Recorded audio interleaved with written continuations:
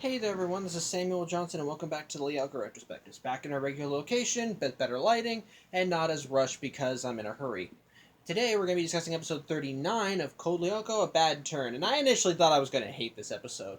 Mostly because when it starts, it's Yumi and Ulrich troubles. Pretty much after a mission to Carthage, Yumi and Ulrich end up having chemistry, and as Yumi walks away, the group encourages Ulrich to go talk to her.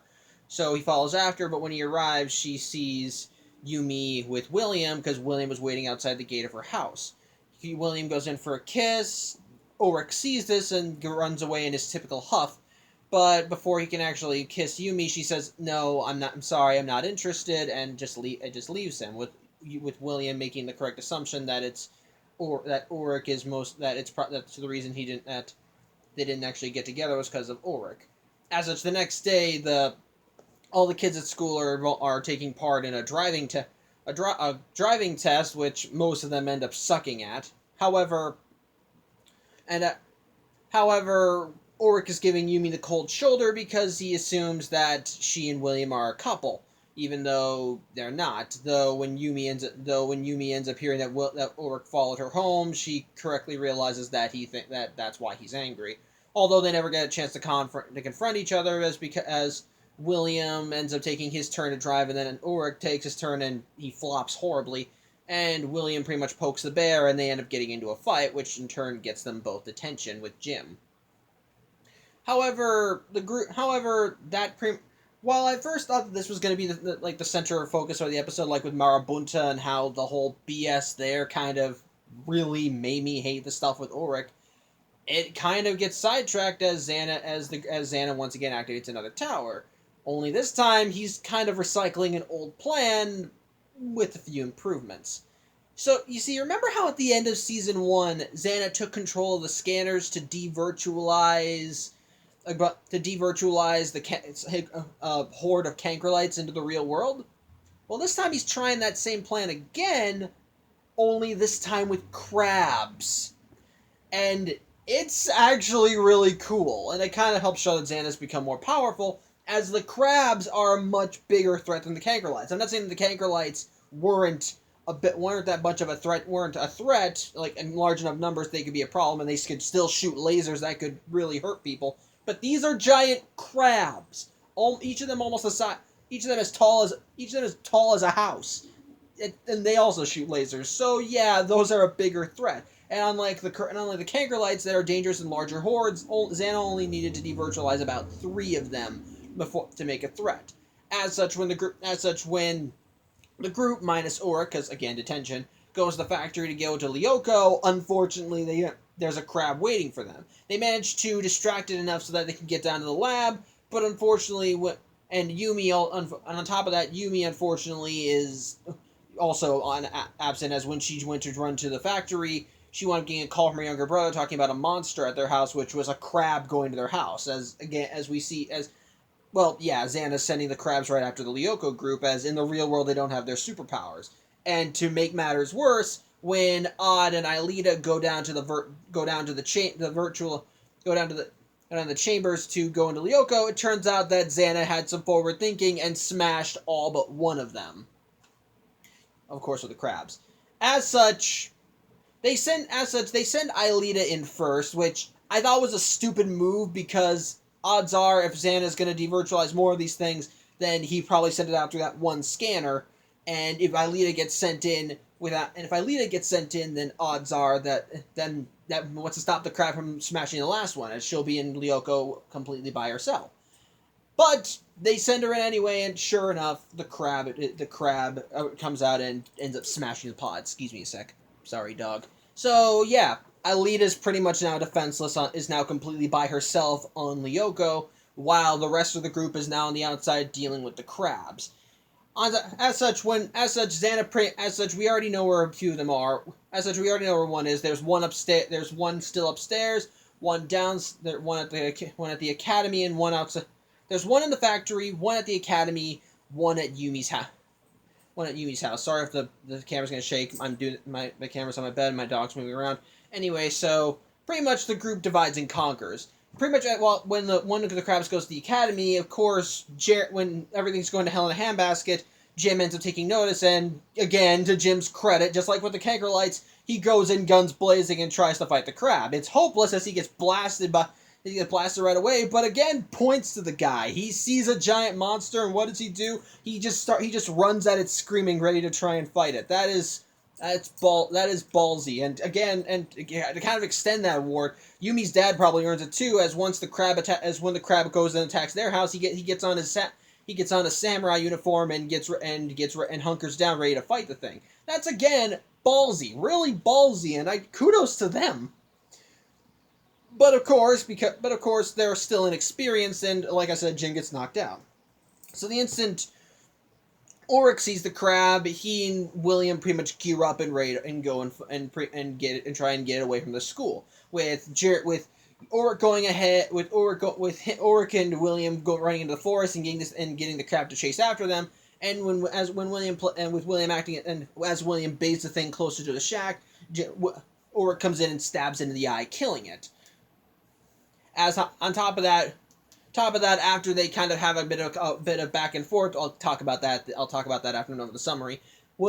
William gets sent to the factory to help out Odd, and what I like is that the first thing William does is that he grabs the practice car and goes to help Odd, and they manage to take care of the last crab, and so Ulrich goes to Yumi's house to help her family to fend off the crab there. And again, while her family is okay, again, her dad gets knocked aside because most likely inexperienced, but Ulrich being smart grabs the samurai sword and actually starts trying to fight it off. Which, again, while he may be lacking in his powers, he still has fighting experience, and he knows how to deal with these things. So I like that. It's smart and forward-thinking and really nice. And on top of that, the forward-thinking extends to Eileen in this episode, as we see that we actually see her being smart on Lyoko. While we have seen her kind of be smart and creative when she's on her own, this time there's no one coming to help her. She's completely by herself. So when monsters do inevitably attack, because she manages to outmaneuver them and find creative ways of stopping them, using the environment to her advantage. As the first, Jeremy puts her on the hoverboard to get her closer to the tower, even though, as we see, Jeremy can pretty much put them in any location. I pretty much would put them in it right next to the tower, but whatever.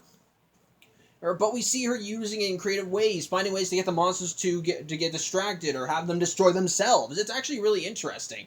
And we see her being smart, assessing the terrain, actually standing on her own. And eventually when she does reach the tower, there are only two monsters left standing in her way: a tarantula and, of course, the Scyphozoa. Because of course it's going to be there. Which is why I should think that Odd should have gone in first, because of course the Scyphozoa is going to be there. Sorry, I'm pushing that. But again, she still finds a way around that, as she lures them away from the tower, runs into a cave, and then uses her powers to create an illusion of herself that the Scyphozoa winds up taking. And then when that fades away, as in their confusion, she just makes a beeline right to the tower. It's smart and forward thinking, and it's really nice. And of course, as you do, everything is reset, and the crabs are gone, so it's reset to earlier that morning. So, yeah, except now things are a bit better between Ulrich and William, for reasons I'll get into. So, yeah, like I said in the beginning of the summary, I honestly thought I was going to hate this episode, because, well, as I pretty much described in the Marabunta, in the vlog for Marabunta, Ulrich is the weakest part of the show so far has been the stuff with Yumi and Ulrich. In the beginning, it was cute. I thought, again, it's awkward and a little infuriating, but they're teenagers, so stuff like that can be forgiven. But as things continue as it continues going along, it becomes more of a will they, won't they type of deal, and add on William and Ulrich getting jealous and pissy about that, it just becomes infuriating, especially back in the Marabunta episode, where his anger actively causes him to want to stop his duties against fighting Xana. That is just bullheaded and stupid. But we do get a bit of that in this episode. We see Ulrich giving Yumi the cold shoulder and then picking a fight with William. That is stupid hormonal teenager BS. But And while William and Ulrich do to work together to take down one of the crabs, the instant they take it down, Ulrich just tells William, "Stay away from our group, we don't want you." Not those exact words, but it's just like, dude, this is not the time. There are 3 monsters from Lyoko running around causing mayhem. You kind of need to focus on that. Although he ends up dropping it when William says, "Actually, she wasn't even interested in me." So I guess that makes things easily forgiven, because at the end of the episode, thanks to Ulrich's experience in time travel, he's able to drive the car well, and William immediately says, "Wow, you're good, Ulrich. Hey, you want to join my go-kart team?" And Ulrich's like, "Yeah, sure." I guess you could say it's a keep your friends close, enemies closer type of thing, maybe more for William than Ulrich. But just kind of, what the heck? That's all it takes? Like, oh, well, Yumi says she's not interested in me, so... What, it was William saying, "Oh, Yumi's not interested in me"? Like, dude, what the hell? That's just super shallow. And again, it's teenager stuff. But again, it just... in the beginning, it was cute. It had some annoying bits, but then it just kind of progressed. But again, that gets over... But while that's dumb, I think the rest of the episode more than makes up for it. Once again, seeing the monsters from Lyoko in the real world is terrifying. Because again, in Lyoko, the kids can fight them off. But in the real world, they have to improvise. And while the first time they dealt with cankerlites, which were a problem in larger numbers, this time they have 3 crabs, which each by themselves is a big deal. But at the same time, we see the kids actively finding ways to take them down, both because of their experience in Lyoko. They know these things' weakness. Go for the Xana symbol and they'll fall, which they do. But seeing them have to work and be creative and taking them down, seeing Odd have to outmaneuver it in the factory. Then when William comes to his aid, they manage to take it down by wrapping it in a cord, grabbing a cord attached to the car, driving the car down the elevator shaft, and then just having it be pulled in after. I thought that is more creative thinking. When William and Ulrich end up working together to lure the crab further in the woods so that Ulrich can have a shot at stabbing it in the eye. That's great. And I do, and when Ulrich does come in and fight off the crab with the samurai sword, again, his experience in Lyoko plays into it. He ultimately would have won if Yumi's little younger sibling didn't distract him briefly, and the sword got shot out of his hands. That's, again, creative, and we once again see that, and it's the same with Aelita. This whole episode, she's completely on her own on Lyoko, completely cut off. So to actually see her kind of, and on top of that, she's more relaxed this time. And again, you could probably say, well, she's more relaxed this time. Like, she feels like she's more confident being in Lyoko on her own. Because when she first arrives, Jeremy virtualizes in the hoverboard, and when she gets on it, she's just having a relaxing ride. She even uses her powers to create a drip for her to skid on when she's riding on the board. But again, when the monsters show up, she's not scared that she's going to get defeated. No, she feels confident because she actually starts thinking of ways to try and take them down. Because as we've established, Aelita at this point does not have offensive capabilities. She'll get them later. I'll talk about that later, and on top of that, I'll bring in conjunction something I forgot to mention in the last vlog. I'll get to that later. But again, we see them being smart and creative and actually excelling. And I love how Aelita is able to outmaneuver Xana's monsters. In the beginning, she's attacked by hornets. She managed to trick them into either destroying themselves or getting knocked into structures that pretty much destroys them. Pretty much, she's just being intelligent. And then when she manages to trick the tarantula and the schizozoa, it's actually smart, clever thinking. And again, it shows that she can stand on her own if you give her some time. And I like that sort of thing. I like that, and seeing them all work, and so just seeing each of the groups kind of doing their own thing is really nice. The only one that kind of suffers a little is Yumi, who ironically doesn't really get a lot. She tries going to her family when the crab attacks, but the police are telling her she can't go there because the crab's there. The only reason she managed to get through is because they hear the report of the crab at Caddick, and the police for some reason think it's the same animal and go there, just leaving it be. But she doesn't really stand on her own that much in the episode. She goes to her house wondering where her family is, nearly gets attacked by her dad until he realizes it's her, and then when they go out to face the crab, she gets blasted in the leg and put out of commission. It's just, ugh, that sucks. Everyone else gets the showtime, but not Yumi. Not her, unfortunately. And I guess that's another flaw to the episode. There's not really much closure for Yumi.